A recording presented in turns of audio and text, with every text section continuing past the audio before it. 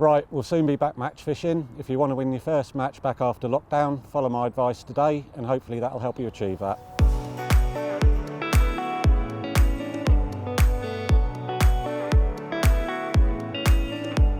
We're here today at Meadow Farm Cottage Fishery, just on the outskirts of Norwich. It's a mixed fishery. There's some quality silverfish, roach, eyed, skimmers, as well as a load of carp and F1s. It's a funny time of year at the moment, really. The nights can still be cold and the days can be quite warm, so you're never quite sure the best way to approach it. I'm going to have a line targeting carp and F1s today on pellets and maybe corn, and then I'm going to have another line on maggots fishing through the water, trying to catch the quality silverfish, just to show you a couple of options that you've got to consider at this time of year.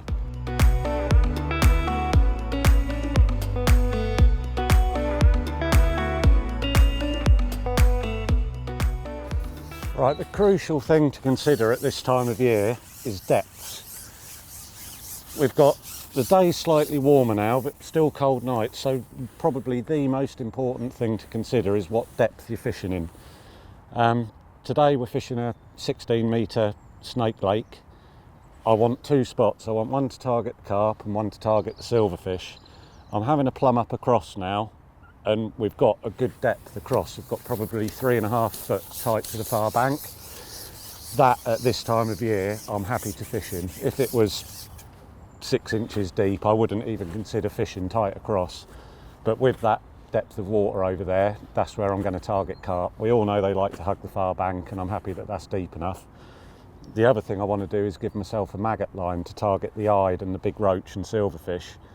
To do that I'm going to take a section off and go slightly down the peg, so I'm probably going to be 3 metres off the far bank. There I've got a good 5 to 6 foot of water. There I'm going to fish through the water. It's like spread shot, fish on the drop.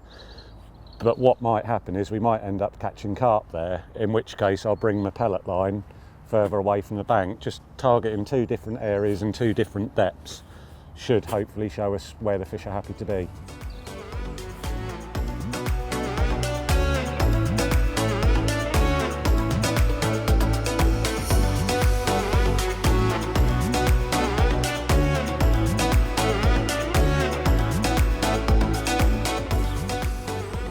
Got a very simple bait tray today. It's more about, at this time of year, finding where the fish want to be than complicating it with a load of bait. The bait I've got today is safe. I've got maggots to target the silverfish, which I'm going to pot and catapult because I'm looking to catch them through the water, so I need to loose feed as well. And then for the carp, we've got micro pellets, which I'll pot very lightly. I'm going to start with just micros with an expander on the hook. I have also got corn, just in case. I've not fished here before, but in case there's a lot of smaller fish that are going to be a nuisance on a soft pellet, I have got corn as an alternative, but I won't feed any of that until I decide that I need to use it on the hook. The maggots I'll feed quite aggressively because we're looking to spark the fish into feeding. The maggot line's well away from a negative pellet line, so if that doesn't work, it's not going to affect my nice, neat little pellet line. So that's the bait basically. As I've mentioned, we're fishing in 2 different depths. If I need to swap which bait I'm using in what depth, then I will. But at this time of year, keep your bait simple. We know pellets work, we know maggots work, so then we can just concentrate on finding where the fish want to be.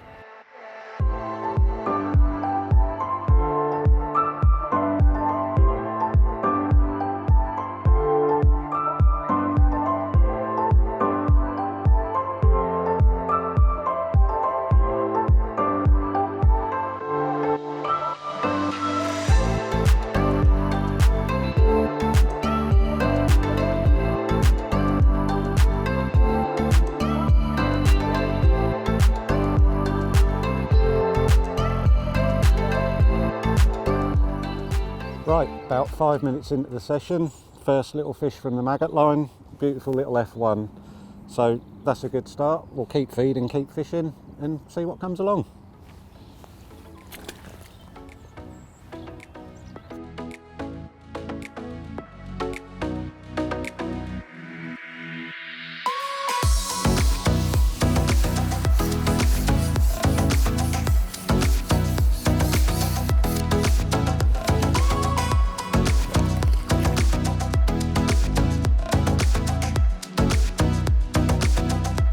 Right, third drop of the day, and we got our first eyed, and that actually came probably at about half depth on the drop. So that line is looking like it's going to plan. So we've just got to see how quickly we can catch them now and what sort of weight we could put together. And then at some point we're going to have a drop on the carp line and just decide which is going to give us the best weight at the end of the day. But so far this line seems to all be going to plan.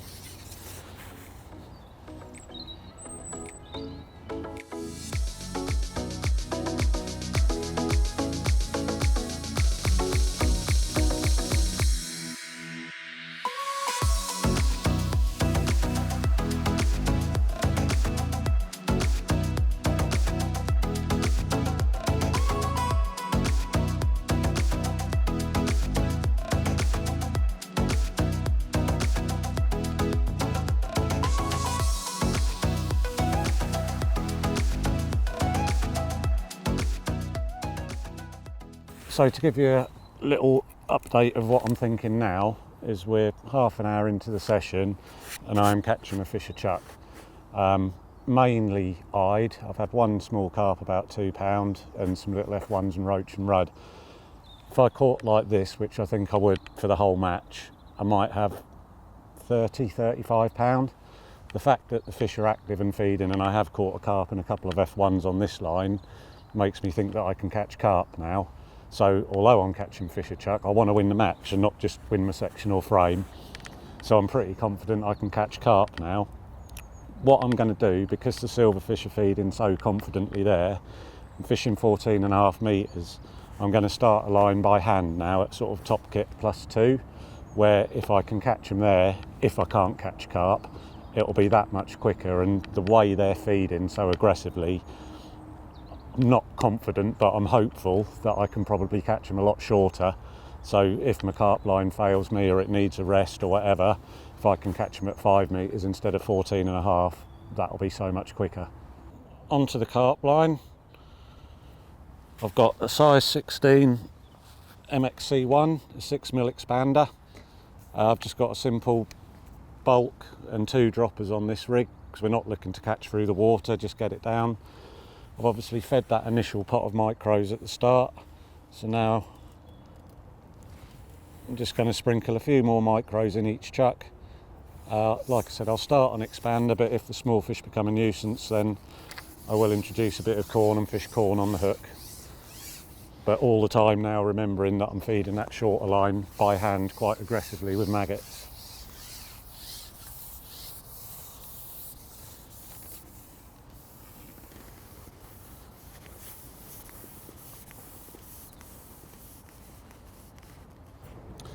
So sprinkled my micros in. I'm fishing 6 inches from the far bank, so I'm just dropping my rig down vertically, bang over my pellets. Got float nicely dotted down, so now I've just got to wait and see if what I think will happen will happen. It might take a couple of chucks and a few feeds, but the fact that I caught a carp and a couple of F1s on that maggot line makes me think that the carp are feeding. Going back to what I said earlier, the carp are feeding and I've caught one on maggots in 6 foot of water. If I don't catch here, then what I'll do is just bring that line a section closer so I'm fishing in that same depth. It's just now a case of finding out what depth of water the carp are happy to feed in now. Whereas the other line was all action, feeding, laying your rig in, feeding, laying your rig in. This, obviously I'm fishing for bigger fish here, so I will be a bit more patient and wait. The fact that I know I can catch, oh, and there's a bite, so that gives me the confidence to stay here a bit longer now and just see what stamp the carp are, and then we can work out what's going to give us the biggest weight on the day.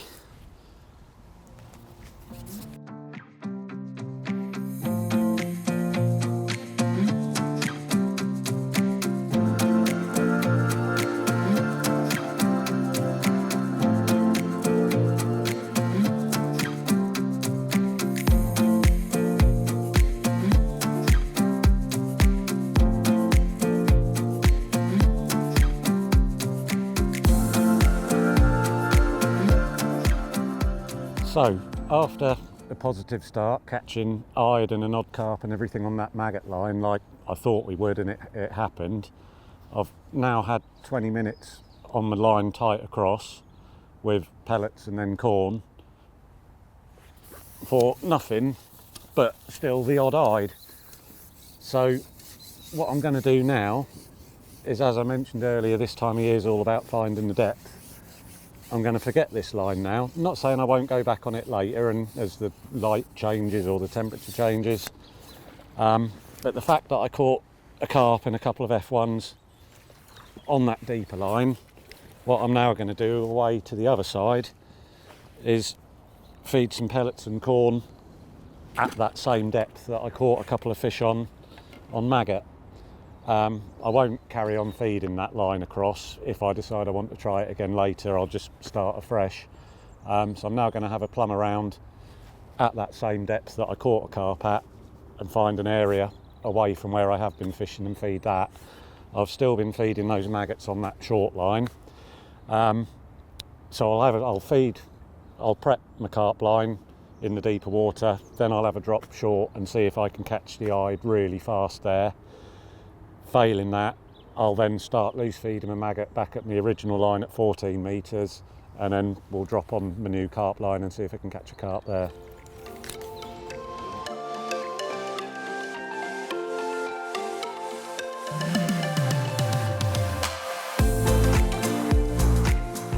And that's a good start.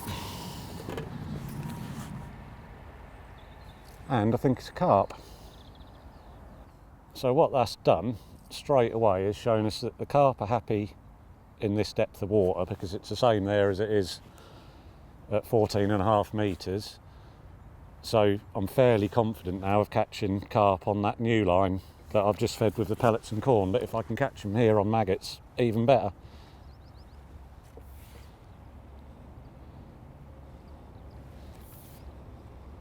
Just shows how important it is just to think about the depths. You'd have expected every carp in the lake to be tied to that far bank, and I never had one. No, it's not. It's a great big tench, but still worth a lot of eye. There he is. Lovely tench.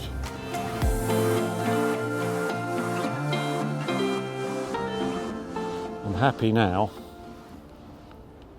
that I can catch short on maggots, which I might be waiting a split second longer for a bite than I was at 14 metres, but the time it's saving fishing short is more than making up for that.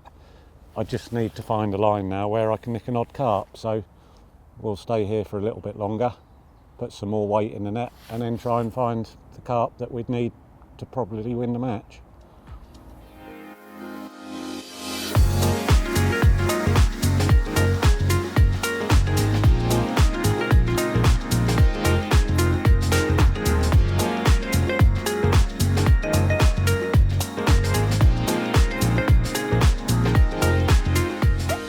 Caught another carp, or sorry, the first carp on our short line.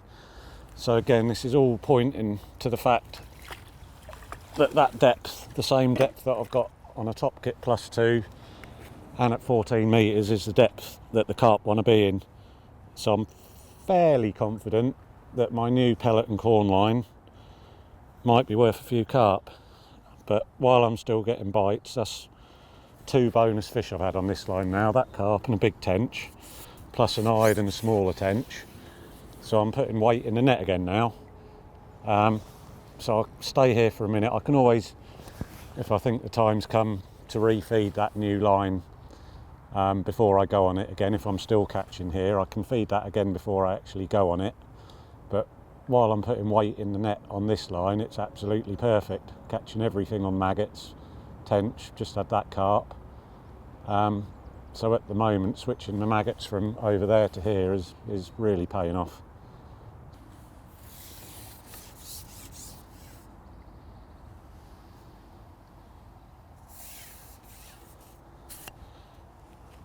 Another quality fish. That switch from 14 metres to there, this line's actually better, I think, because there's less eyed on this line than there was at 14 metres. The bigger fish I'm waiting a bit longer, but I'm catching quality fish, so that has really paid off, and it has absolutely reconfirmed the depth that the bigger fish are wanting to be in, which has surprised me that they're not in 3 foot tight across, because it is mild today.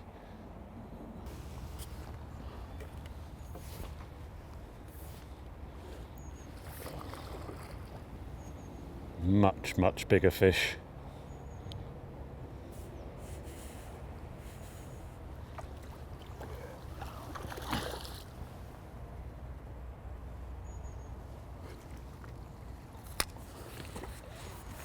By far the biggest fish of the day. It's a good 8 pound, that one. So I think we found the depth.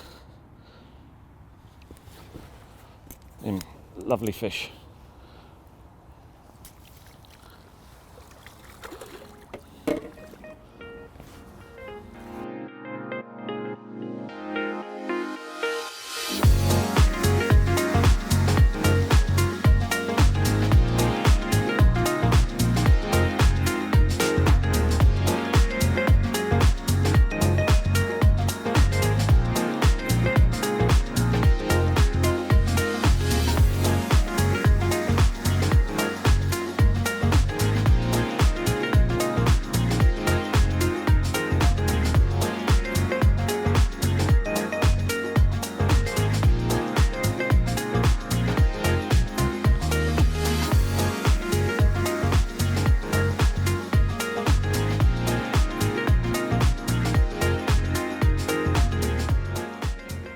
Well, we've had a really good spell on this short line. Had a big carp, a couple of other carp, a big tench, a load more eyed, and really started to put a weight together. It's now going off a little bit. I'm still catching, but it's just eyed now and not many of the bonus fish. I'm more than happy that I can come back there and carry on catching, but this is probably the ideal time to try my new line at 14 metres in the same depth as I've caught here and on the original line. So I'll keep feeding this short line, and I'm now going to have a go at my new 14.5 metre line with pellets and corn.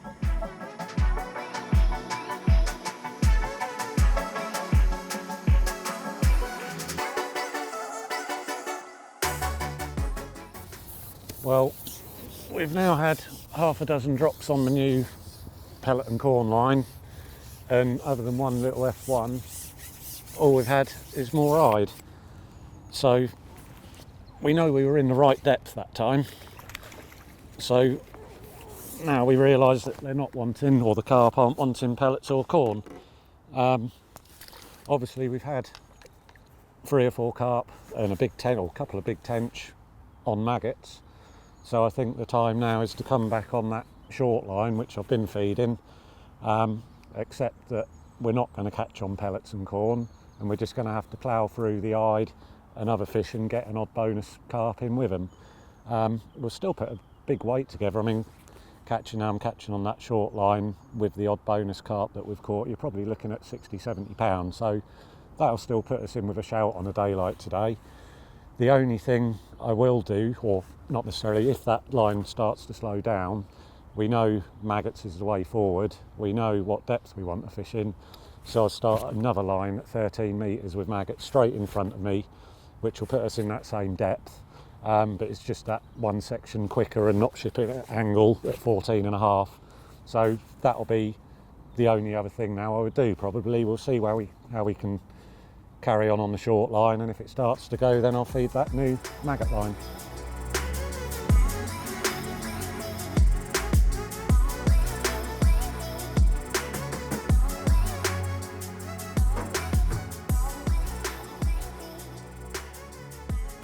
Well, we're just about to call it a day now. I never had to go on to my 13 metre maggot line that I was talking about. So I've just carried on catching steadily on this 5 metre line. It's ended up being quite a sort of easy day's fishing really, they've just kept coming and coming. But it does show the importance of what I was saying at the start, is this depth is definitely the depth that the fish are happy feeding in today. I thought it would be 3 foot tight across, but that proved to be the worst line out of any that we fished.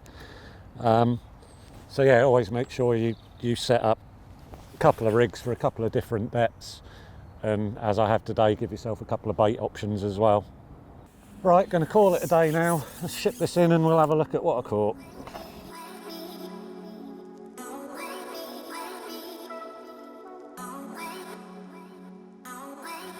Right, we've had a brilliant day's fishing today. If it had been a match, I definitely would have framed even if I didn't win it. Hopefully if you follow some of the tips and advice I've given you, you can do that in your first match back as well. Let's slip them back.